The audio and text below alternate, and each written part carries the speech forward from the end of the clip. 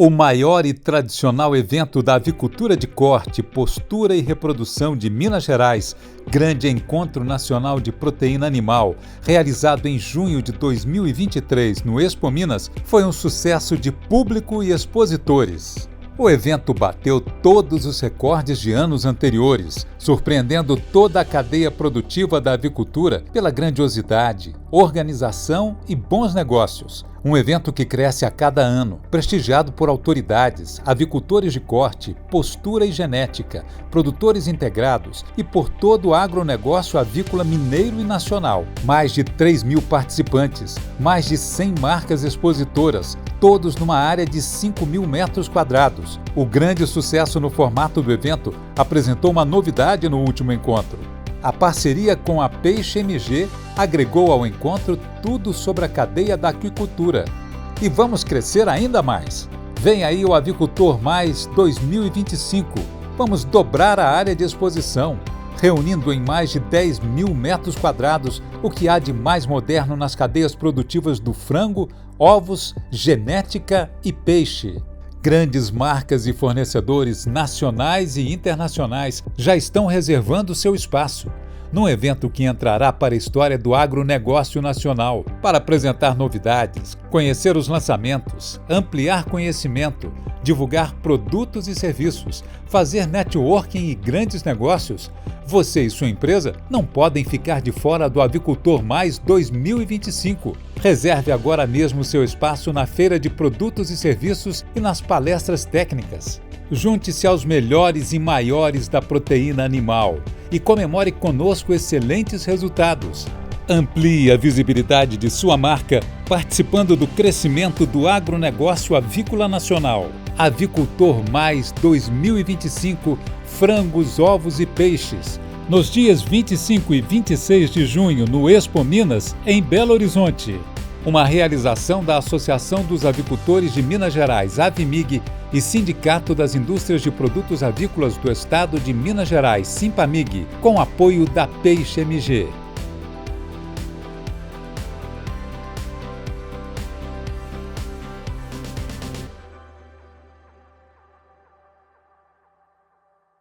Boa noite a todos. Sejam todos muito bem-vindos ao nosso ciclo de palestras Avimig rumo aos 70 anos.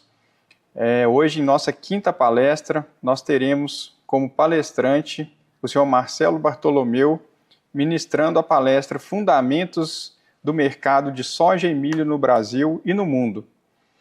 Eu gostaria de lembrar a todos, que as dúvidas que vocês tiverem durante a palestra pode ser deixada aqui no chat do YouTube ou também nos encaminhar pelo e-mail avimig@avimig.com.br.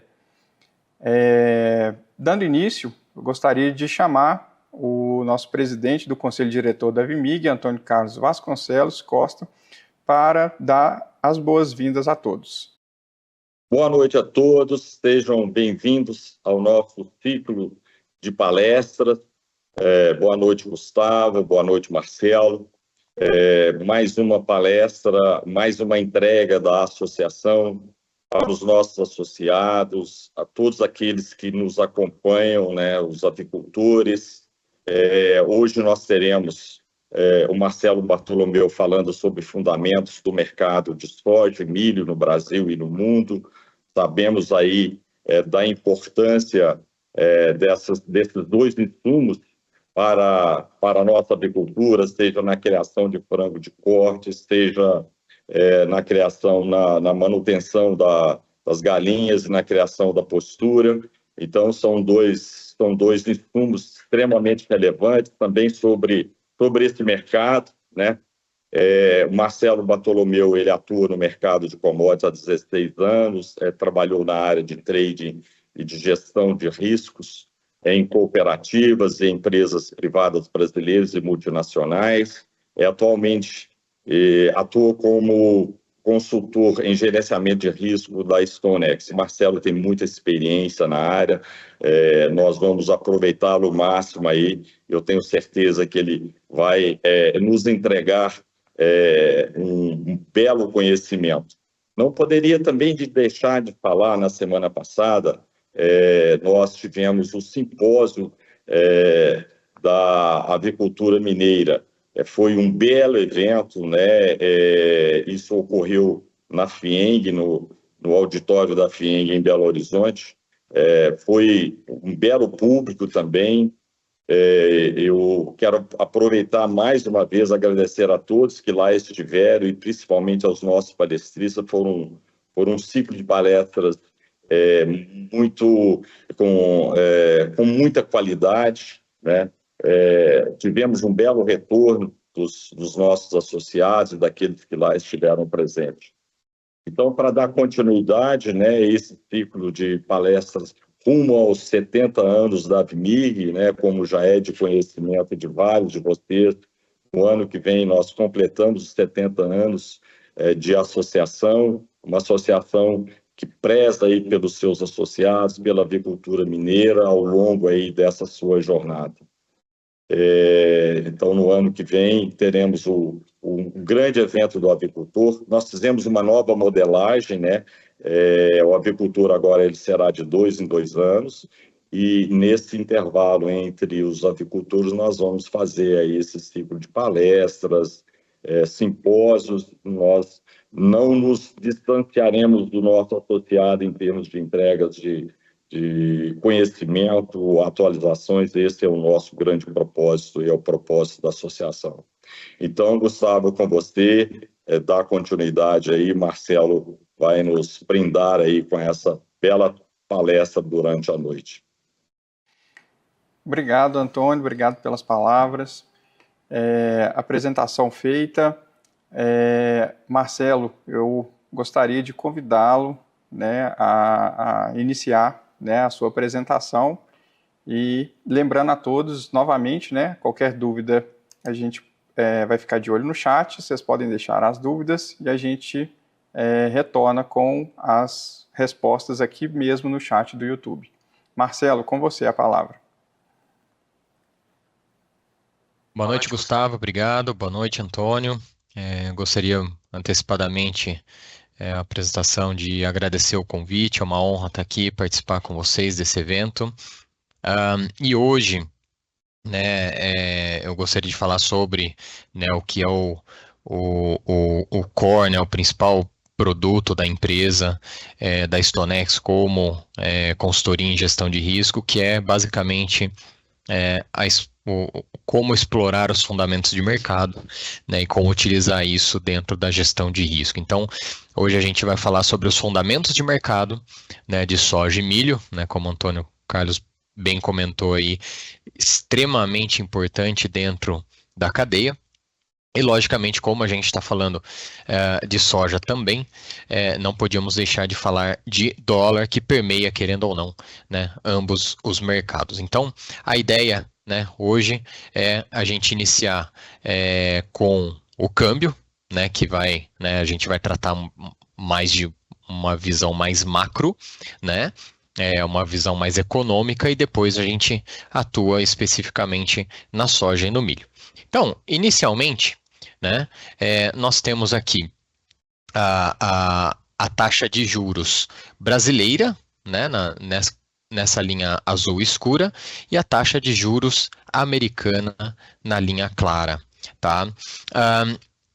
Por que eu mostro isso para vocês? Esse é o principal fundamento do ponto de vista econômico, né, que traz uma perspectiva sobre a taxa de juros, sobre a taxa de câmbio real versus o dólar. Por que eu digo isso? Porque se a gente parar realmente para pensar, né, o fluxo monetário, né, de dólares, de reais, ele se dá frente a uma perspectiva, né, a uma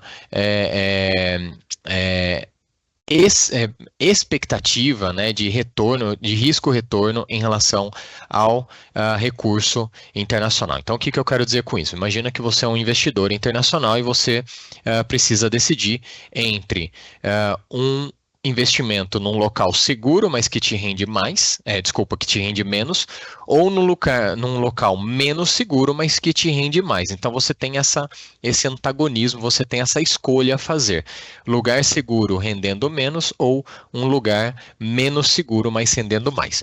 E todo mundo todo investidor tem o seu perfil, né? Tem gente que é super agressivo e vai em locais, em países onde não há, né, uma segurança jurídica, ou você tem uma segurança jurídica muito baixa, e mesmo assim ele investe o dinheiro esperando um grande retorno.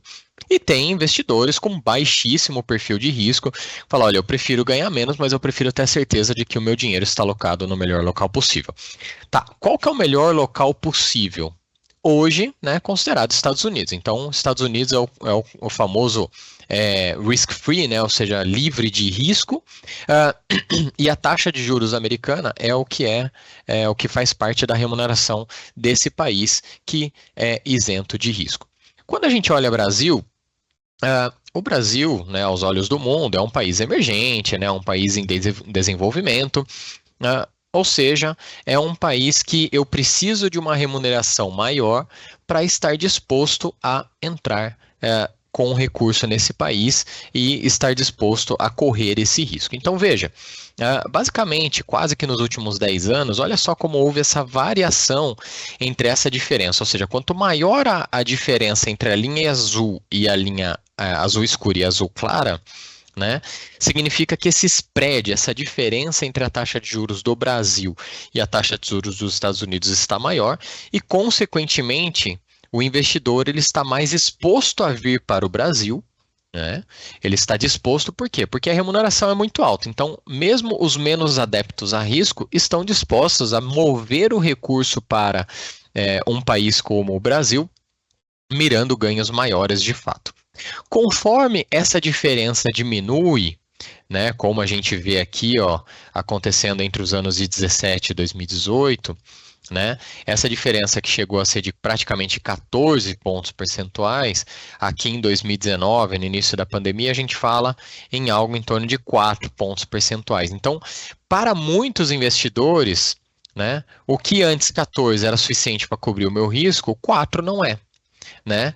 E como há uma dinâmica, né, entre essas curvas ao longo do tempo, seja por, né, por qualquer fundamento propriamente dito, né, ou seja, o que os países estão necessariamente trabalhando, isso é variável e traz uma variedade de investidores dentro ou fora do país, ou seja, você tem entradas e saídas conforme essa percepção de risco ela aumenta ou diminui. Tá, e por que eu trouxe isso para vocês? Mais recentemente, né, quando a gente olha a questão do pós-pandemia, né? Então, na pandemia, todo mundo baixou juros, inclusive o Brasil foi a menor taxa de juros que a gente já viu, né, em 2%. Os Estados Unidos manteve por muito tempo na casa de zero.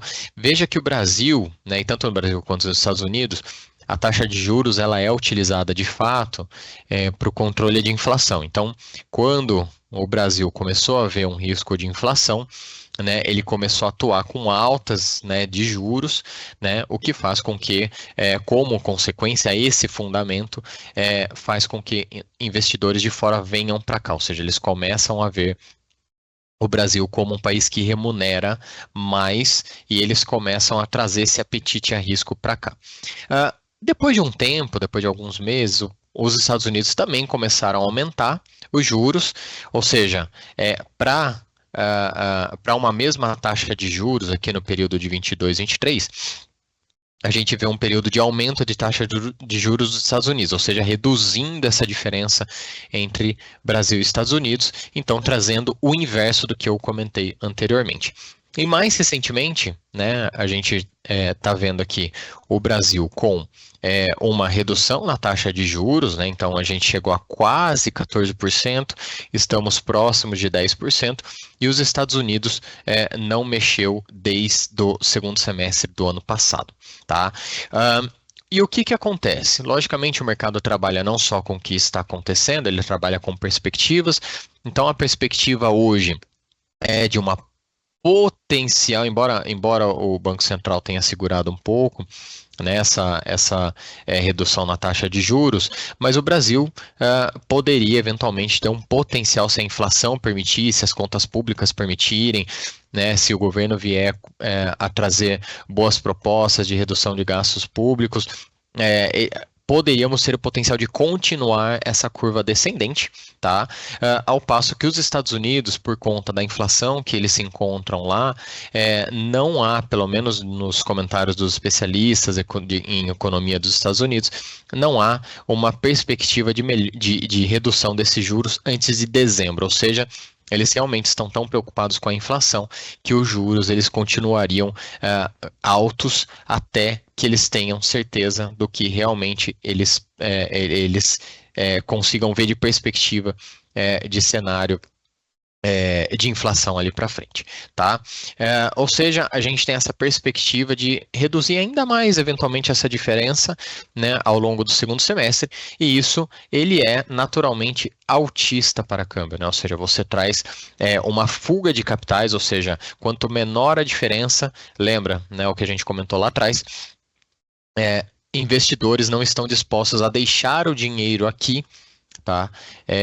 Porque eles veem que a gente paga muito pouco em relação a um ativo de risco livre de risco. Tá?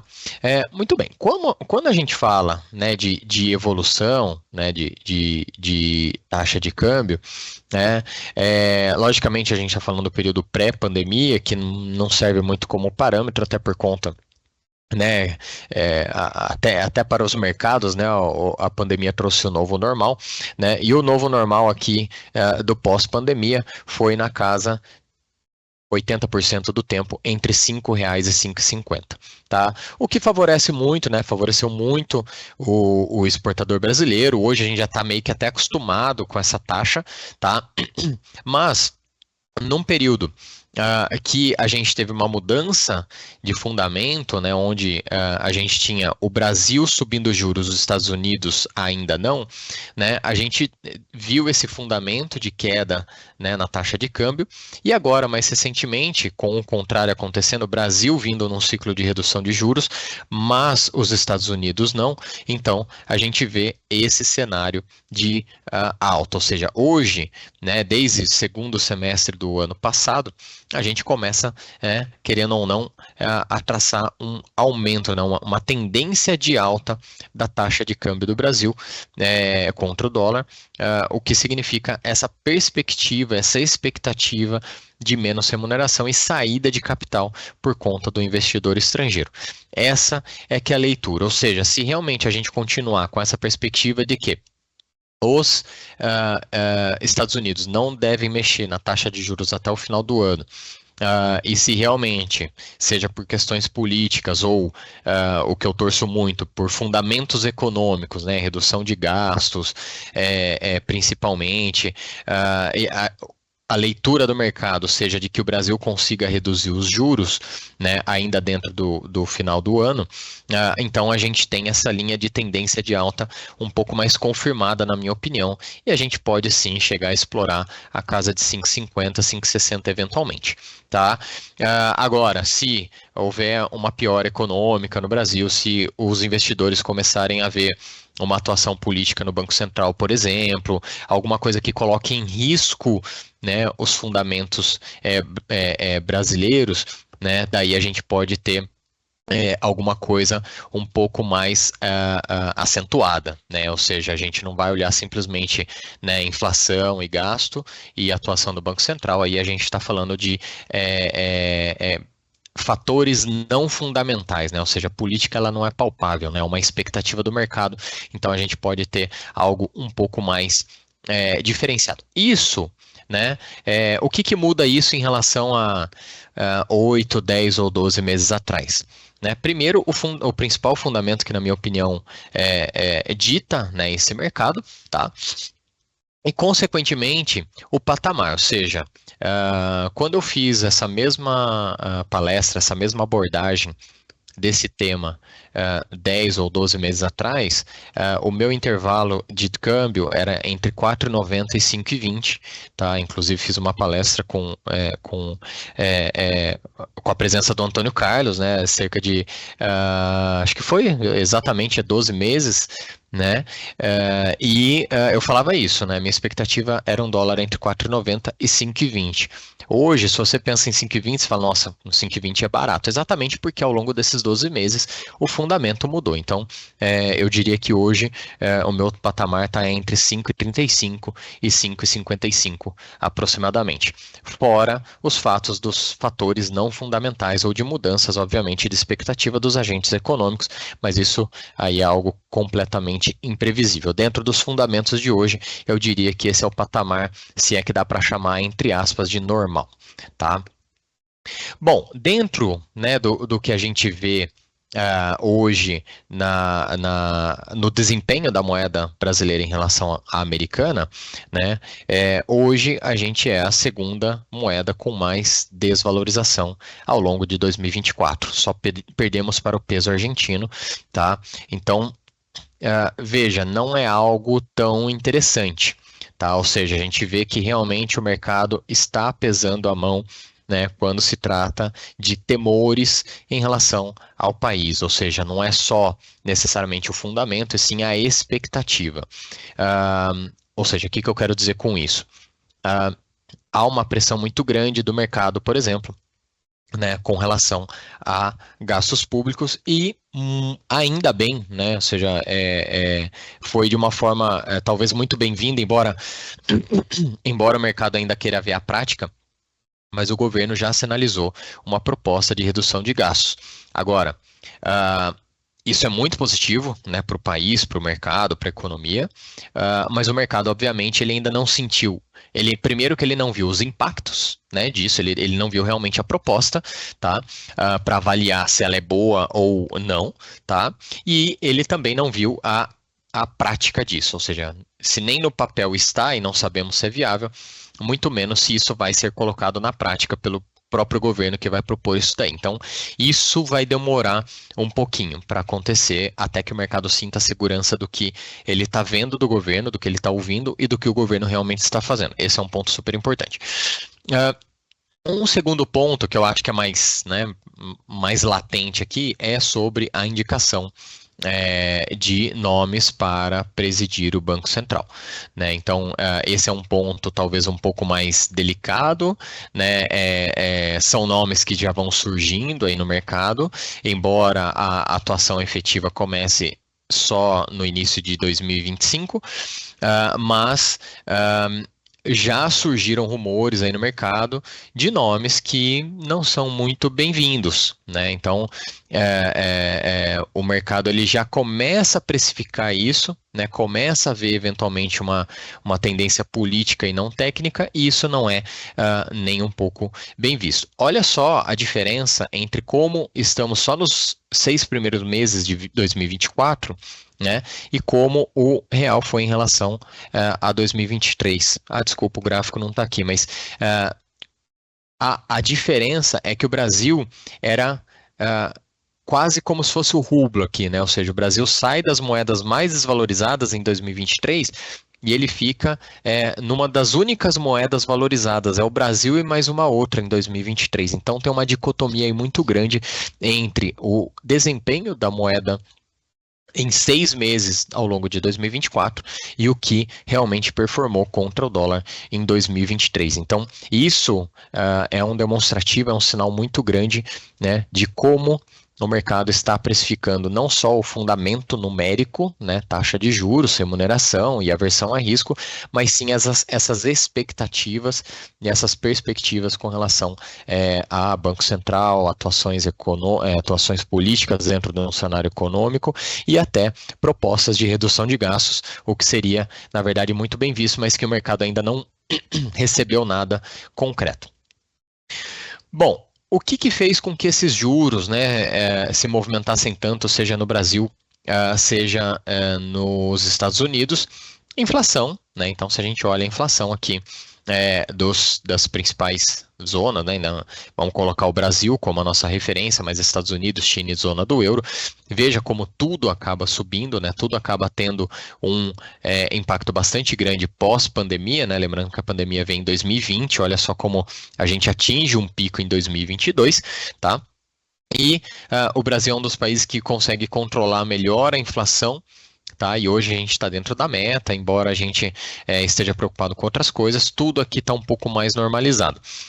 Dentro da realidade deles, né, zona do euro, Estados Unidos, ainda querem reduzir isso aqui, eles ainda querem controlar um pouco mais. Para a realidade do Brasil, lembrando que o centro da meta é 3,5%, então se a gente olha uma inflação acumulada de 12 meses na casa de 3,9%, é uma inflação considerada já controlada, tá?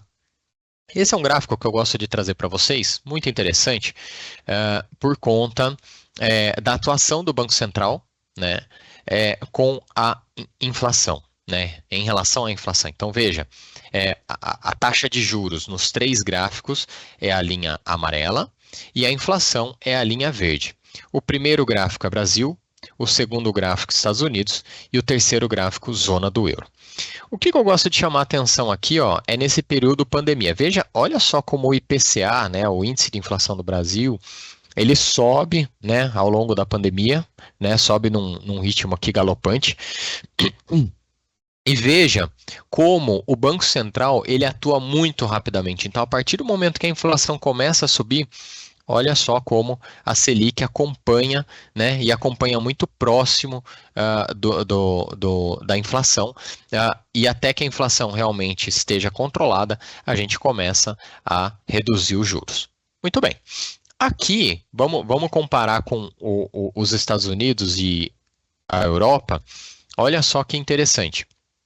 O índice de inflação dos Estados Unidos, olha como começa a subir no mesmo período, né, no período de pandemia, né? E olha só como eles demoram a reagir, né? Então, eu costumo dizer assim, ó, o Brasil, a gente já está acostumado, né, com inflação. Então, aos primeiros sinais de inflação, o Banco Central conseguiu ter uma mão muito assertiva nesse sentido, tá? Ao passo que outros países, eles não acreditavam nessa magnitude dessa inflação. Então, conforme a inflação começou a subir, eles mantiveram, falaram, acho que isso é temporário, acho que isso, né, mês que vem melhora, vamos ver.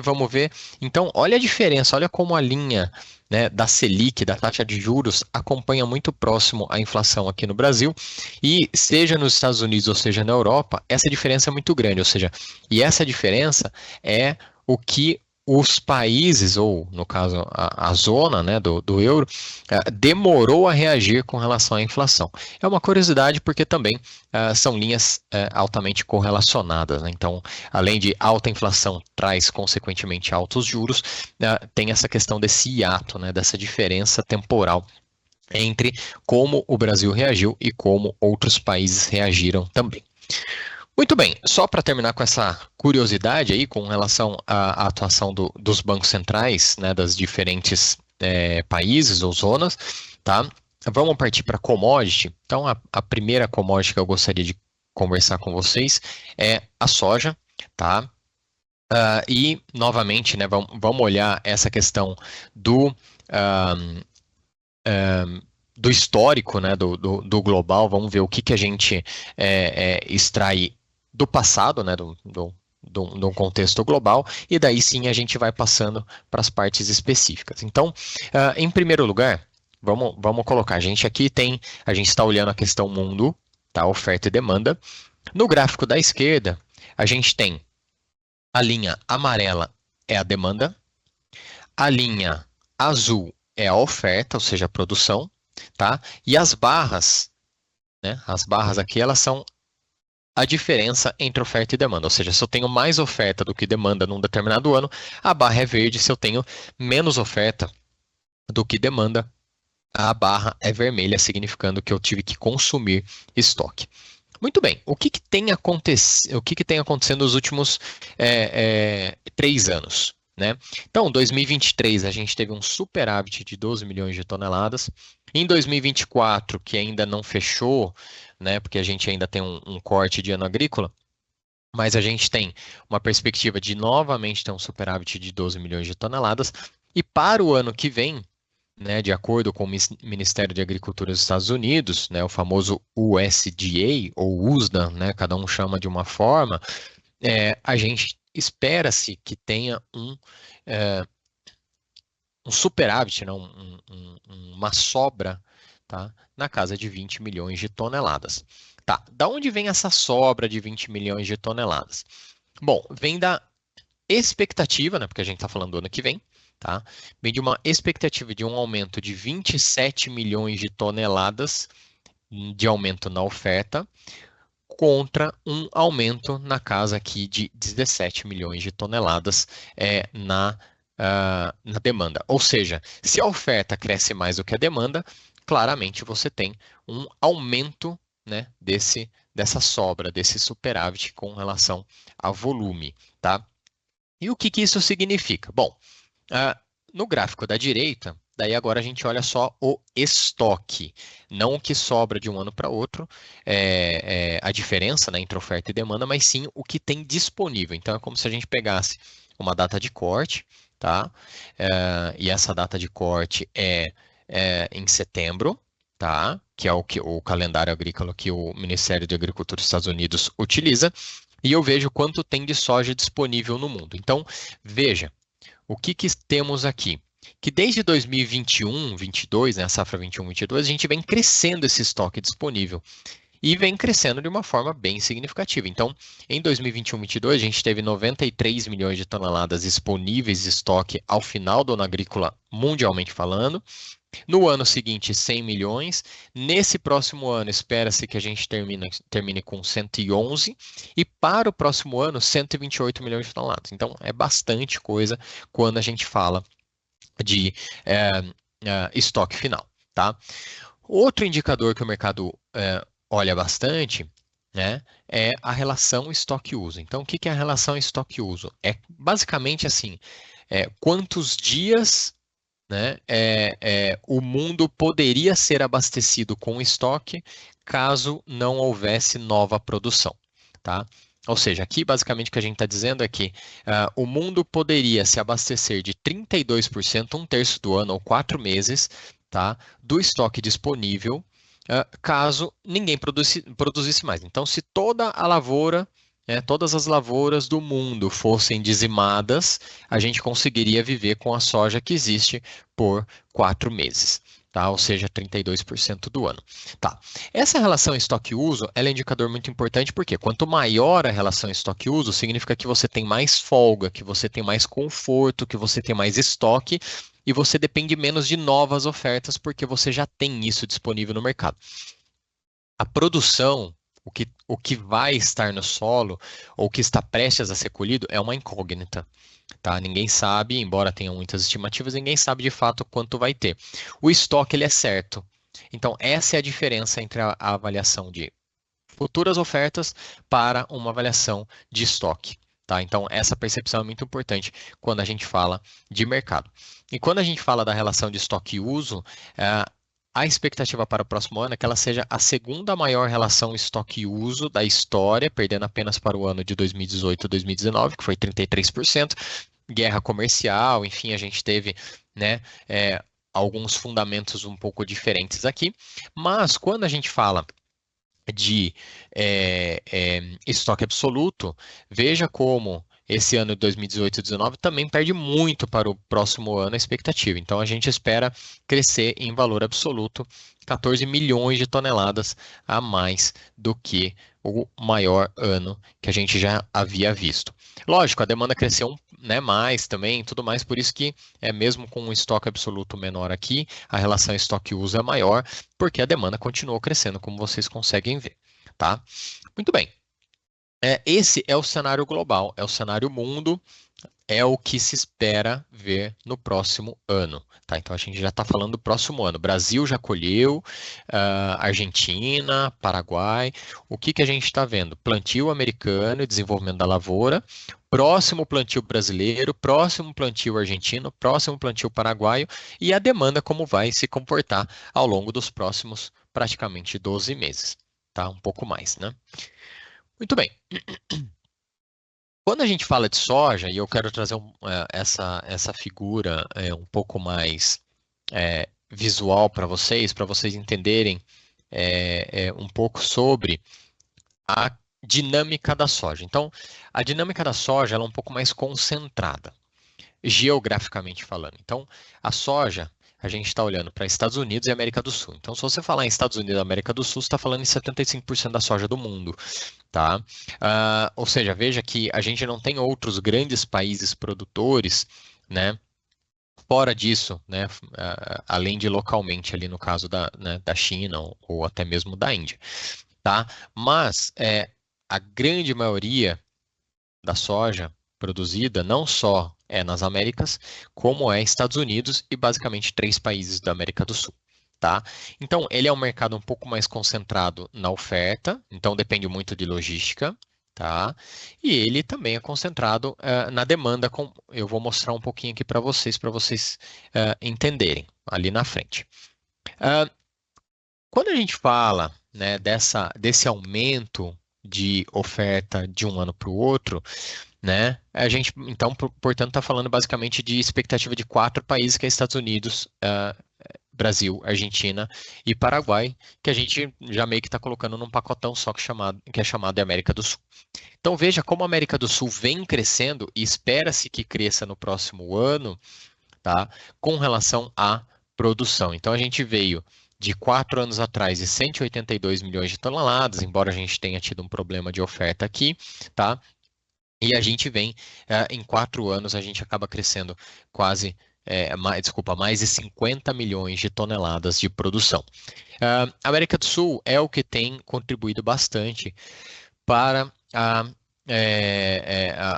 recomposição de estoque do mundo, né, para a garantia da oferta que a gente tem no mundo. Lógico, outros países também crescem, mas a América do Sul é o principal fator de longe, tá? Aqui, então, aquilo que eu comentei com vocês, tá? Quando a gente fala de oferta, né, os maiores produtores de soja do mundo, veja, em 3 países a gente tem 80% da produção, né, sendo Estados Unidos, Brasil, Argentina, tá? Tem a China aqui, enfim, mas 85% da produção é em 4 países, né, ou seja, super concentrado, tá?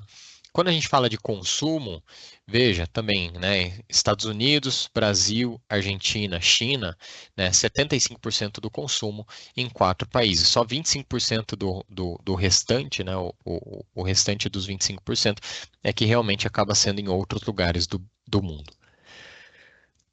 Quando a gente fala de importação, acho que, né, não precisava nem dizer, né, a concentração é maior ainda, 60% está em um país que é a China, né, obviamente. Tá? A China é super responsável pela exportação do Brasil, tá? Principalmente depois da guerra comercial entre Estados Unidos e China, o Brasil tem desempenhado um papel importantíssimo na oferta de soja da China, tá? Então acaba sendo uma relação mútua, né? Uma relação comercial mútua na soja, onde o Brasil depende da China, mas a China também não vive sem o Brasil. Então, porque muitos já começam a se perguntar assim, mas se a nossa soja é tão importante para a China, por que a gente não sobe o preço? Por que a gente não, né, não aproveita-se disso? Porque a gente também depende deles. Então, é uma balança bastante equilibrada nesse sentido, tá? Bom, estamos no mês de junho, né? Em que momento estamos? Brasil, não estamos fazendo nada. Argentina, não estão fazendo nada. Né? A China estão começando a colher, embora eles sejam aí, né, um país bastante importador, eles têm uma oferta inicial, né? Ou seja, a gente está falando aí de uma oferta relativamente pequena, principalmente por o tamanho deles, que é na casa de 20 milhões de toneladas. Qual que é a bola da vez aqui? Estados Unidos, plantio e desenvolvimento de lavoura. Então, entre os meses de abril e junho, né, você tem um plantio, né? Entre os meses de junho, julho e agosto, enchimento de grão. Para algumas áreas mais cedo, a gente começa a colher no final de julho, mas mais início de agosto ou meados de agosto e vai, né, adiante ali. Então, o mês crítico, tá, para a formação de lavoura dos Estados Unidos é julho, início de agosto, tá? O mês de junho ainda é um mês importante, mas não é um mês crítico. Julho e agosto são os principais meses para você ter uma formação de lavoura dos Estados Unidos. O que é uma boa formação de lavoura?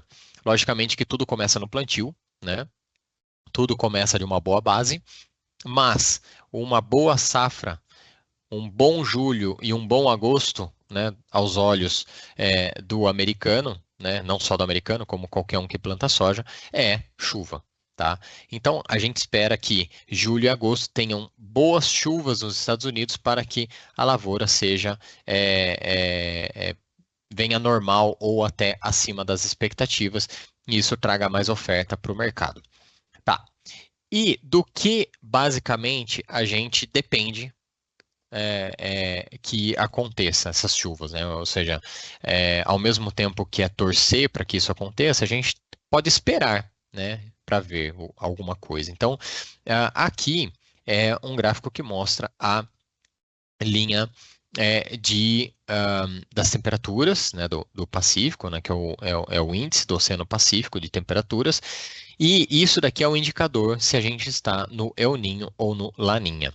Então, acima de meio grau da normalidade é considerado El Niño, né? E acima de 2 graus é considerado super El Niño, né? E o inverso também é verdadeiro. Acima de meio grau é Laninha, tá? Desculpa, abaixo de meio grau é Laninha, tá? E se a gente tiver abaixo de 2 graus, seria uma super Laninha. Eu não me recordo de ter visto esse cenário, né? Mas recentemente a gente passou por um El Niño muito forte, não chegou a ser um super El Niño, embora ele tenha beirado os 2 graus aqui, ele não chegou a ser um super El Niño, tá? Mas do mesmo jeito que ele subiu muito, ele acabou transferindo, né, essas temperaturas de uma laninha para um El Niño, veja que foi uma transição muito rápida, ele também saiu de um El Niño muito forte e está vindo, pelo que tudo indica, ele está vindo no mínimo para uma neutralidade num curto prazo e eventualmente uma laninha no médio prazo. E é o que mostra os modelos de clima. Então, aqui a gente está falando de probabilidade de um determinado comportamento ou outro. Então, para o trimestre de junho, julho e agosto, que é o que a gente se encontra aqui, há uma probabilidade de a gente ter 21% de laninha, então não é uma probabilidade alta, 71% de um comportamento neutro e apenas 8% de um El Niño, tá? Para o trimestre de julho, agosto e setembro, veja, a probabilidade de laninha aumenta, a probabilidade de neutro diminui e o de El Niño, né, acaba ficando bem estável para todos ali, acaba não mudando. Então, aqui a grande pergunta é, se nos Estados Unidos estamos num momento crítico, Estados Unidos é o segundo maior produtor de soja e precisamos de chuva no principal período, que seria basicamente entre julho e agosto, o que esperar entre julho e agosto, né? Ou seja, basicamente a gente está falando aqui que o que a gente pode esperar é um fenômeno neutro de clima para, eventualmente, uma laninha, né? Então, essa transição ela pode acontecer. Eu tenho metade de probabilidade de ser um fenômeno neutro, talvez um pouco mais, tá? E um pouco menos a probabilidade, mas ainda existe a probabilidade de uma laninha. Tá, e se a laninha acontecer, o que isso significa para os Estados Unidos? É benéfico ou não? Então vamos lá, os efeitos da laninha no mundo. Olha só que interessante. Dentro dos Estados Unidos, né, eles não produzem soja no território como um todo, tá? Então, existe um negócio que chama cinturão do milho e soja nos Estados Unidos, que é mais ou menos isso aqui, ó. Ou seja, nesse quadrado aqui a gente está basicamente produzindo aí, sei lá, 70%, 80% da soja e do milho nos Estados Unidos, né? E o que acontece para um fenômeno laninha? Veja, o que está pintado em marrom, aqui em bege, são áreas que, num fenômeno como a laninha, são áreas secas, ou seja, chove menos que o normal, tá? E as áreas azuis são áreas que, numa situação como a laninha, são áreas úmidas, ou seja, chove mais do que o normal. Então, veja, nessa área, num efeito de laninha, veja que ela está sombreada com uma área azul. Então, a área azul significa chuva. Então, espera-se que num fenômeno como a laninha, tenhamos mais chuva, espera-se, não que seja uma regra, né? Mas tenhamos mais chuvas que compreendem essa área do cinturão, tá?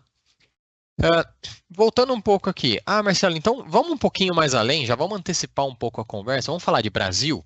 O que é importante para o Brasil? Bom, importante para o Brasil é na casa de novembro, dezembro, janeiro, né? O Brasil começa a plantar em outubro, né? Desculpa, começa a plantar em setembro, em outubro, né, um plantio bastante rápido, novembro a gente ainda tem áreas plantando, dezembro, dependendo Mas o grosso mesmo é entre novembro, dezembro e janeiro, sendo dezembro e janeiro os principais. Então, se a gente pegar novembro e dezembro, dezembro e janeiro, né, a gente está aqui na casa de 60% do Laninha, né? Então, 60% Laninha é um fenômeno esperado nesse período, se a perspectiva de hoje se consolidar lá na frente. Então, o que acontece num efeito de Laninha com o Brasil, né? Então, Laninha, a gente tem chuvas mais no norte e secas mais no sul. Só que olha aqui que é interessante. Se a Laninha tiver de maio a agosto, né, ela pega o centro-oeste. Mas veja, o período crítico para nós no centro-oeste, que a gente está avaliando, não é de maio a agosto. É outubro, novembro, dezembro, janeiro. Então, veja que essa área aqui não espera-se que necessariamente tenha seca. Porém, veja, de setembro a janeiro, né, você tem essa área aqui, né? E essa área aqui compreende Rio Grande do Sul, Paraná. Então, essa é a grande preocupação do Rio Grande do Sul para 2025. Se vier o Laninha, né, e esse Laninha for um Laninha típico, a gente pode ter um fenômeno mais seco no sul do país, tá? Mas, olhando no curto prazo, Estados Unidos, que é a bola da vez, que já está com a soja no solo e que a gente está esperando para ver o que eles vão colher, espera-se que a gente tenha um verão, né, no caso deles lá, um pouco mais úmido e benéfico, consequentemente, para a soja. Aqui eu trouxe só a título de exemplo como muda, né? Então aqui é o fenômeno do El Niño, que é o contrário, né? O fenômeno do El Niño, né? Chuvas no sul, secas no norte, que é o que a gente viu esse ano passado, esse ano que passou, né? Estão no meio, mas é o que aconteceu. Então, vimos chuvas no sul, vimos secas no norte, né? O Mato Grosso, né? Com problemas de clima, né? Lá na região norte do Brasil também, tá? E aqui veja como muda, né? Aqui ó, o cinturão do milho e da soja, ó, veja como já começa a ter uma eventual risco de seca e tudo mais. Não é o caso, mas só a título de curiosidade aqui para vocês, já que a gente não vai ter o efeito Del Niño, aparentemente, pelos modelos, né, climáticos e estatísticos, não vai ter por um certo período aí, tá? Bom, olhando rapidamente, né, oferta e demanda nos Estados Unidos, já que a gente está falando deles, olha só, espera-se que os Estados Unidos tenham um leve aumento de área, tá, de soja. A gente já vai entender porque eu trouxe algumas relações de preço entre soja e milho nos Estados Unidos, que é o fator decisivo para o produtor americano se ele planta soja ou planta milho, já que são, né, culturas muito facilmente transitáveis. Mas, independentemente disso, o que eu quero trazer aqui para vocês, aumento de oferta. Então veja que nesse último ano, os Estados Unidos acabou não colhendo muito bem, teve uma quebra, né, uma redução de produção, tá? Então acabamos tendo alguns problemas de clima, né, realmente lá nos Estados Unidos no ciclo anterior. E nesse próximo ciclo, não só devido a uma expectativa de aumento de área, a gente também tem uma expectativa de produtividades normais, né? Ou seja, além de um leve aumento de área, se a gente produzir normalmente nos Estados Unidos, a gente aumenta cerca de 8 milhões de toneladas, ou é a expectativa de aumentar 8 milhões de toneladas de um ano para outro. É bastante coisa, gente. 8 milhões de toneladas é bastante significativo. Então, querendo ou não, se a gente olha a América do Sul, que nos últimos 4 anos cresceu 50 milhões de toneladas, e daí os Estados Unidos contribuindo com mais 8 milhões de toneladas, então isso, né, vai enchendo, né, o mercado de notícias baixistas, né, notícias que trazem mais conforto do lado da oferta, trazem, no sentido de mais oferta, né, trazem mais conforto para o lado da demanda no sentido de disponibilidade. Então, tudo isso acaba trazendo esse sentimento para o mercado e esse sentimento para os preços. Ok? E não à toa, né, essa perspectiva, esses aumentos que a gente teve, né, de ano a ano, que eu mostrei para vocês, com relação a aumento de produção e construção de estoques, é o que a gente vem vendo nos últimos 2 anos, indo para o terceiro ano, essa tendência de baixa nos preços, né? Então, esses são os preços em dólares, né, da Bolsa de Chicago, que é o que precifica a soja mundial, tá? E veja como ela vem numa tendência de baixa, né? A gente ali em 2022, seja pela pandemia, né, seja por uma série de questões ali, a gente veio da casa de 16, 17 dólares por bushel, tá? E hoje está abaixo de 12, a gente está na casa de 11,60 por aí. Então, veja, isso daqui, né, teve, como eu disse, a questão da pandemia, mas teve também muita questão fundamental que contribuiu para uma redução de preço, ou seja, a demanda não se sentir pressionada em comprar, a oferta acabar produzindo bem por uma questão climática ou até mesmo de aumento diário, tá? Então, esse é o cenário que a gente se encontra num passado recente. Só uma curiosidade aqui também, tá? Esse é um gráfico interessante, é a relação de dias em relação ao preço de soja. Então, veja, aqui é o preço, né? Então, o preço entre 4 e 5 dólares por bushel na história, na história não, nos últimos 24 anos, o mercado trabalhou 452 dias entre 4 e 5 dólares. Entre 5 e 6 dólares, o mercado trabalhou 788 dias. Né? Entre 6 e 7 dólares, trabalhou 320 dias. E assim vai.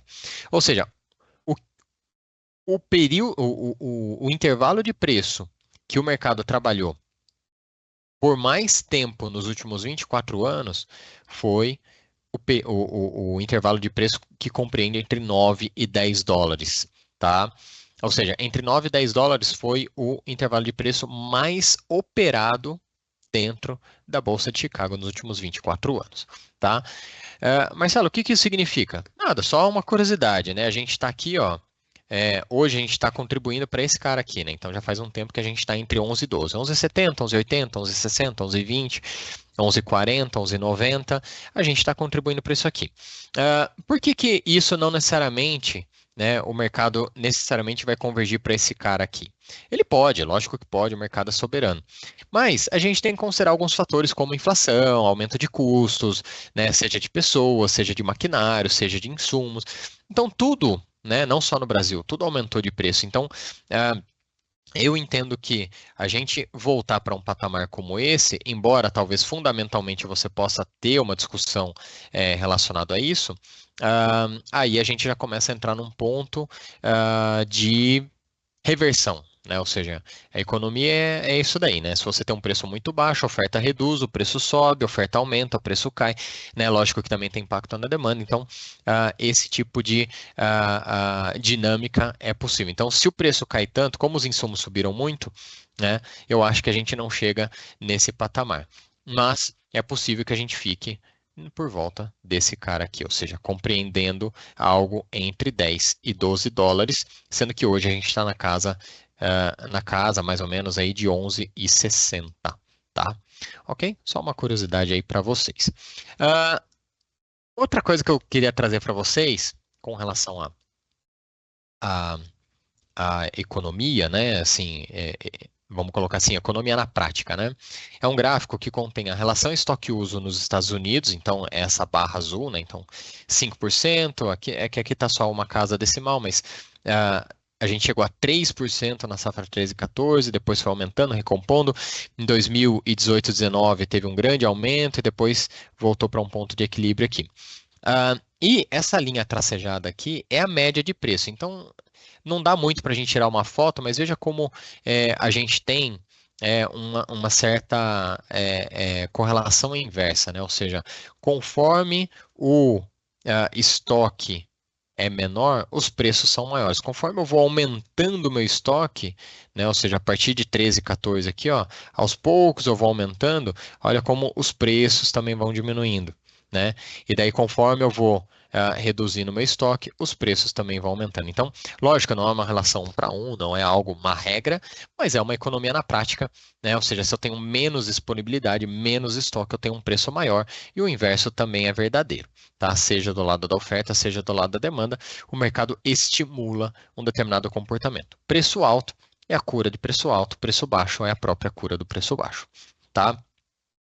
Aqui, como eu disse para vocês, né, a relação de preço entre soja e milho nos Estados Unidos, né? Então, esse é o fator que determina, em grande parte, em grande medida, a decisão do produtor americano de plantar soja ou milho, né? Então,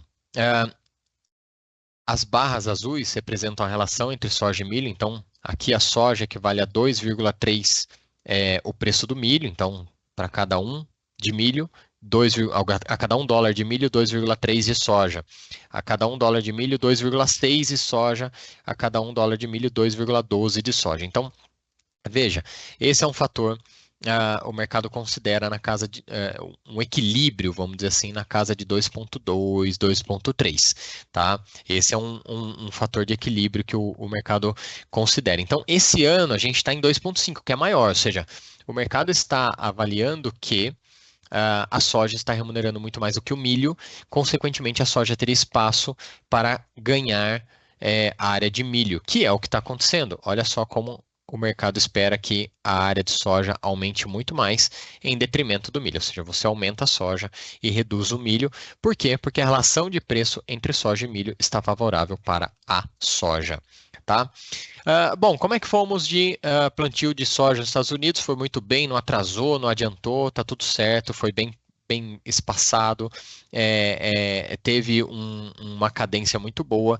Então, falar que a safra vai concentrar muito ou não é uma preocupação do mercado nesse momento, tá?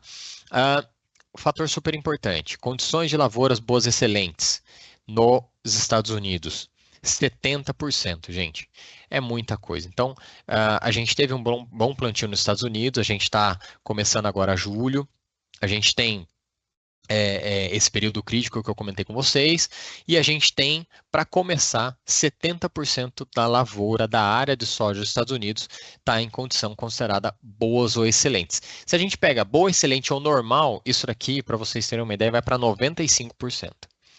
Tá? Então, boa, excelente ou normal vai para 95%. Então, não é uma lavoura que traz preocupação. Tá?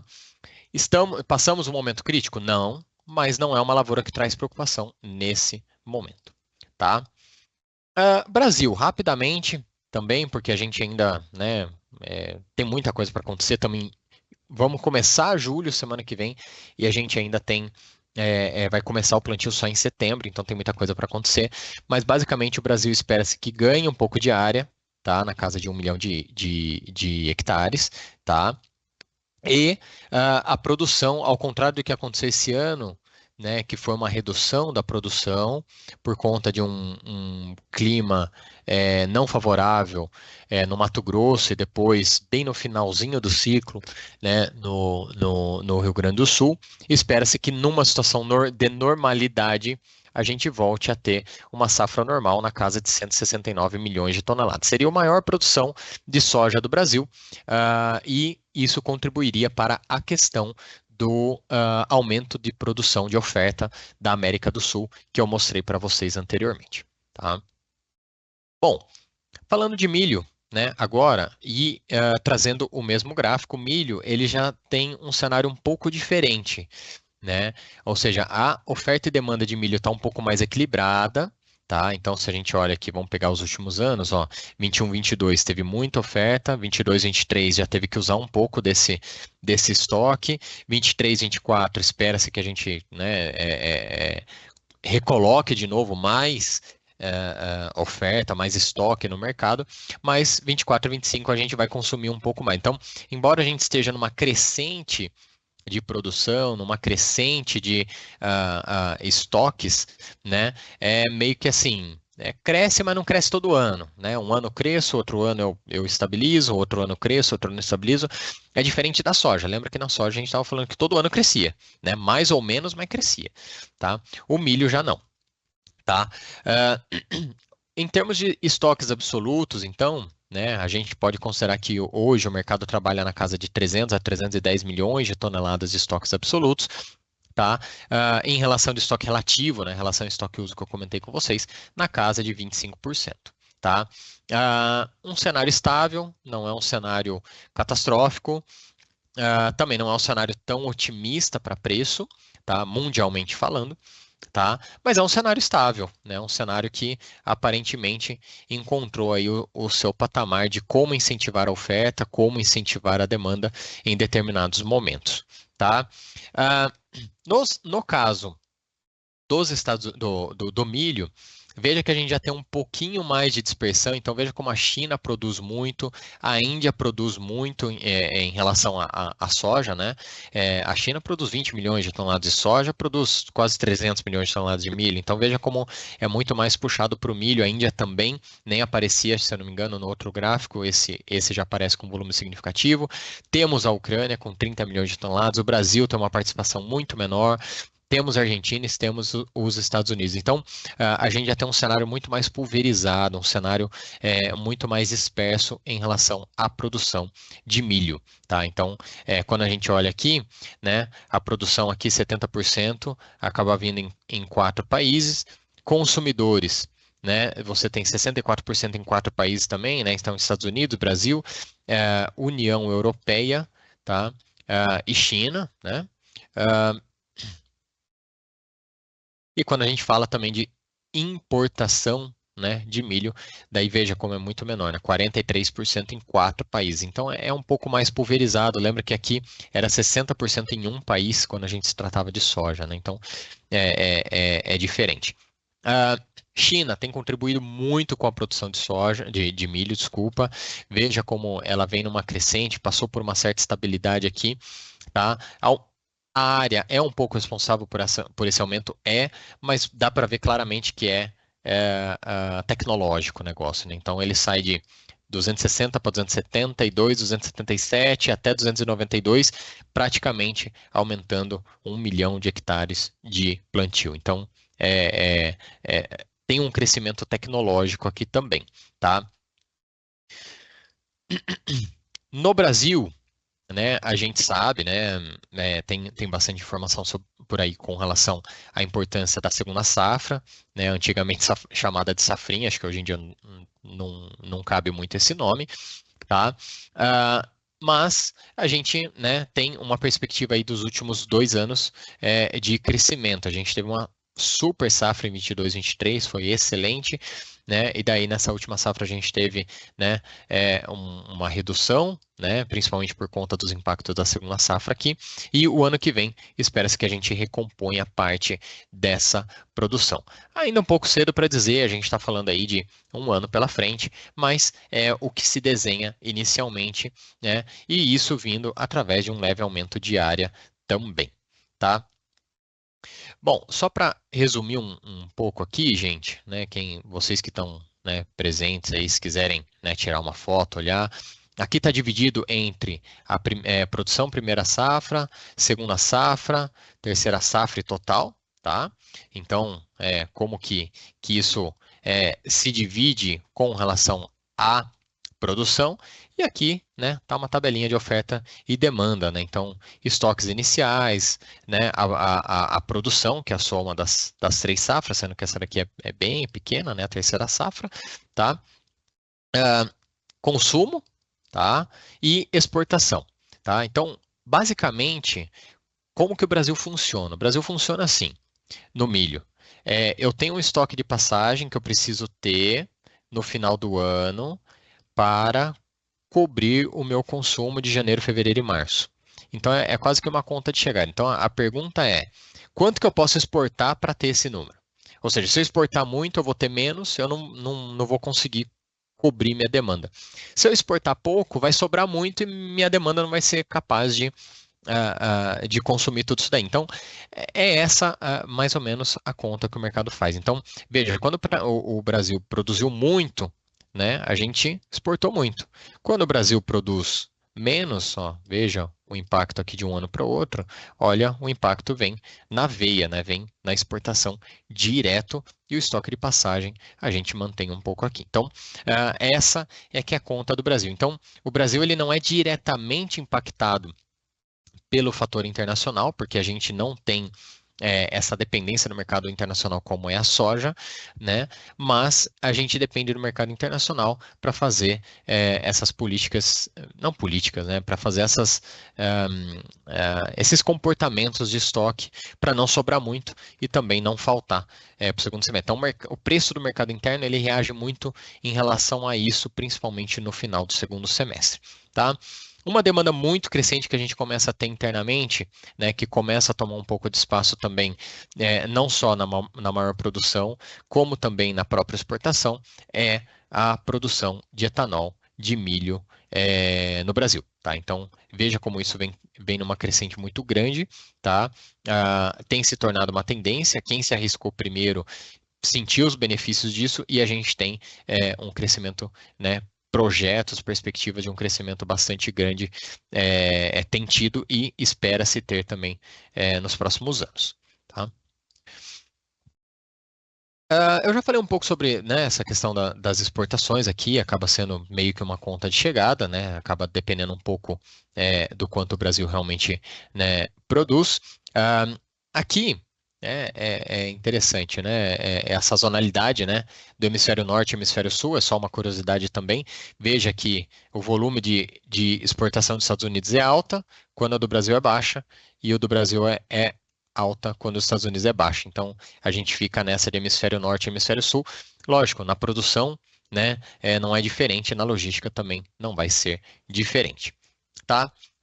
Bom, com relação a preços, né, a gente, né, vê os impactos também que aconteceu igual a soja, tá? A gente vê isso daqui acontecendo. Chegamos a ter no preço na bolsa R$100, mais de R$100. Hoje a gente está brigando aí para ficar acima dos 60, então foi uma redução bastante grande. Lógico, os insumos também acompanharam um pouco essa queda. A relação de troca foi relativamente positiva, num passado um pouco mais recente, mas é fato que a receita, né, o faturamento, ele, por questão de preço, ele diminuiu, então cabe a nós aumentarmos volume, aumentarmos, né, a área, aumentar a produtividade, contar com o clima, né, para que isso seja recompensado por volume. Mas preço por si só já teve um impacto bastante grande.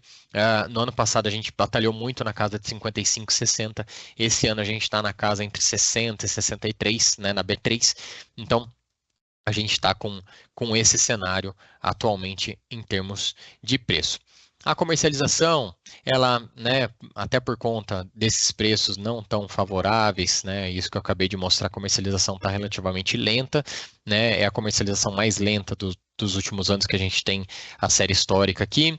Lógico, muito bem que o produtor está mais capitalizado, então ele pode se dar o luxo de vender um pouco mais tarde. Temos um pouco mais de logística, né, armazenagem no interior. Então veja que antes a gente vendia muitas vezes por pressão, hoje a gente já consegue vender por opção. Né? Então, isso é uma consequência da evolução de logística em termos de armazenagem, em termos de capitalização do produtor também. Tá?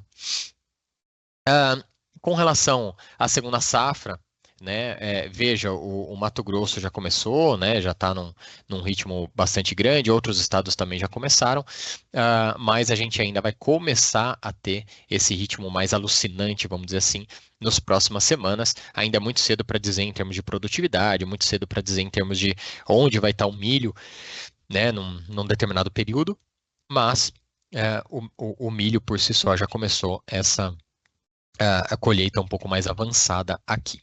Tá? Aqui, né, resuminho também com relação à tabela de oferta e demanda que eu comentei com vocês ali, tá?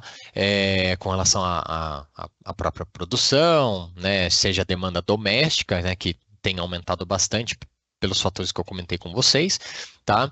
As exportações sendo uma conta meio que de chegada, né, para a gente chegar numa relação estoque-uso, num estoque final relativamente confortável e confortável o suficiente para que a demanda interna não seja prejudicada, porque se faltar milho, eu vou ter que importar, e acaba sendo muito mais caro do que eu ganhar da paridade de exportação num período de agosto, setembro, outubro, por exemplo.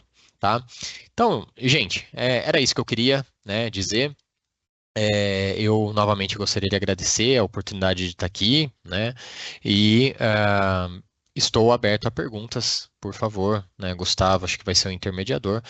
Fique à vontade, Gustavo, para a gente fazer essa troca de informação.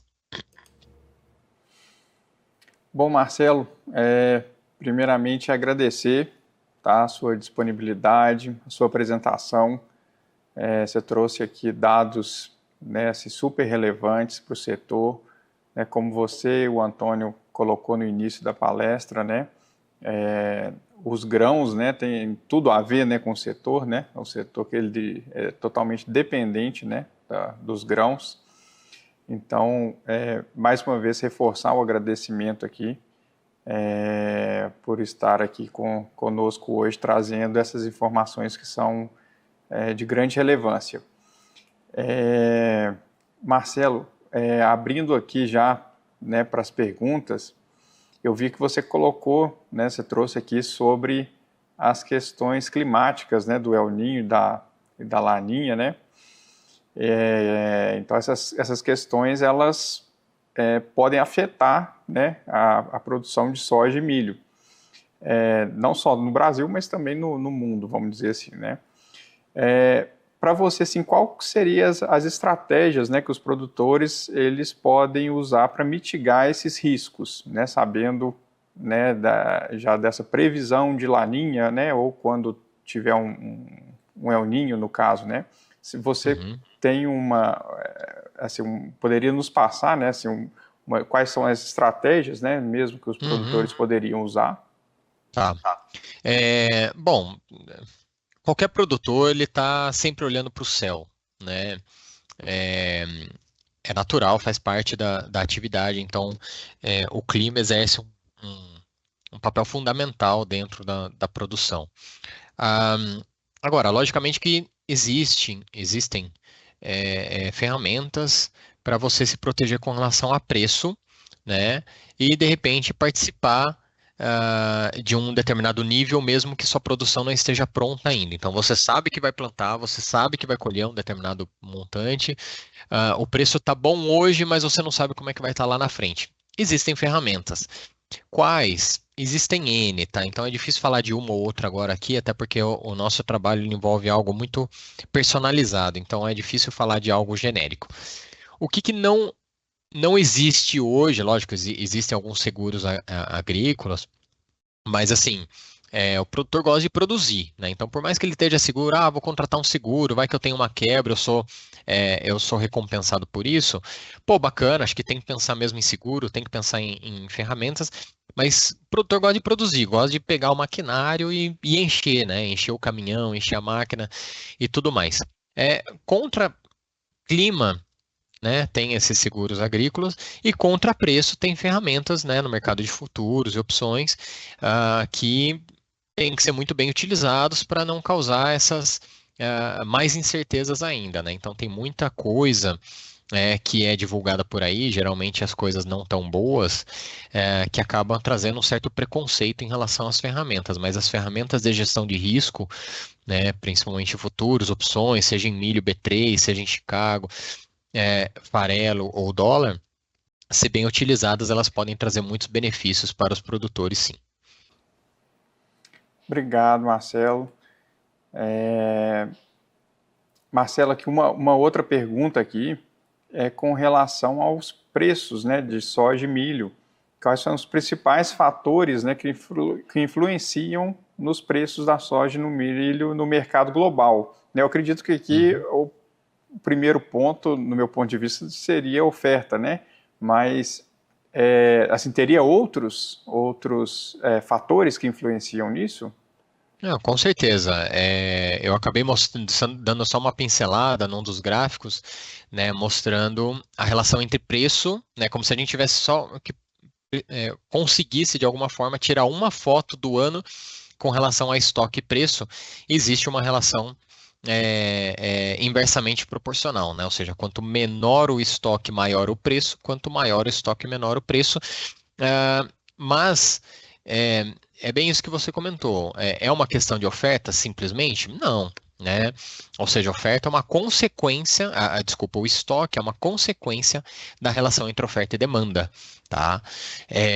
Ou seja, o preço é ditado pelo apetite da demanda e pela disponibilidade da oferta. O que cura preço alto é o próprio preço alto, porque se o preço estiver muito alto, eu vou chamar mais produtores, eu vou chamar mais tecnologia, eu vou chamar mais investimento e eu vou produzir mais. Seja no próximo ano, ou depois de 2 anos, ou depois de 3 anos. Eventualmente isso vai acontecer. Mais oferta, menor o preço. Do lado da demanda, o que o preço alto faz? A demanda se segura, a demanda ela se contém. Então a demanda ela não cresce conforme esperada, ela não cresce conforme ela precisaria. Então, o próprio preço alto faz com que a demanda não cresça. E o inverso também é verdadeiro, né? Preço baixo faz com que eu produza menos, tenha menos tecnologia e tudo mais. Então, a oferta é menor, mas ao mesmo tempo o preço baixo faz com que a demanda consuma de uma forma mais rápida, de uma forma mais imediata, né?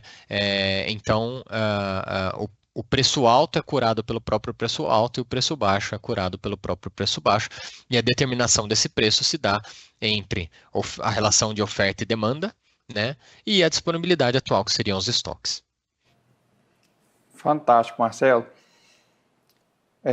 Bom, pessoal, assim, tentando respeitar aqui, né, o horário proposto da palestra, né, a gente vai encaminhar aqui para o final.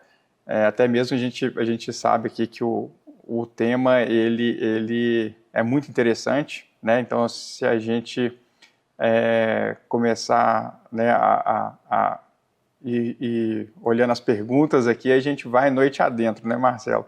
E eu gostaria de realmente agradecer muito, né, a sua participação, a StoneX, né, por estar aqui com a gente. Dizer também, né, que a Avimig está aqui à disposição, né, de vocês, e abrir para uma consideração final, né? Eu deixo aqui a última palavra, né, de consideração final para você. Ok. Bom, obrigado. Eu queria, acho que se eu pudesse resumir, né, toda a palestra, né, sem falar em fundamentos, eu diria que os custos são os principais fatores aí de remuneração, né, de rentabilidade na produção de proteína animal. Então, é melhor você despender com uma inteligência de mercado, com informação, o que representa 75% dos seus custos, do que realmente ficar olhando, né, o restante dos 25%. Né? Então, você entender as ferramentas que você pode ter disponível, você entender o que os fundamentos estão indicando, você entender como que esse 75% do seu custo total pode se desenvolver, é extremamente importante, a grande maioria do seu custo e você deve olhar para isso. Tá?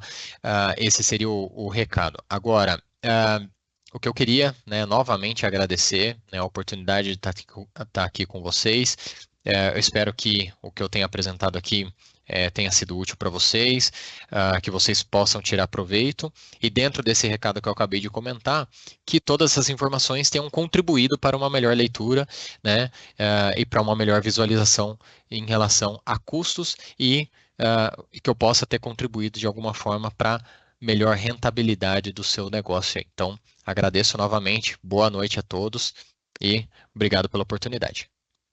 Marcelo, com certeza contribuiu muito, tá? A gente agradece mais uma vez, né, os dados que você trouxe, né, a sua apresentação, né, e a todos os que estão nos assistindo, né, eu deixo aqui, né, os nossos agradecimentos e lembrando que os comentários, né, as dúvidas podem deixar aqui no chat que a gente vai olhar e eu encaminho para o Marcelo. E também no e-mail da Avimig. Também podem mandar lá no avimig@avimig.com.br, tá? Então, mais uma vez, Marcelo, muito obrigado, uma boa noite a todos e até o próximo ciclo de palestras da Avimig. Um abraço a todos.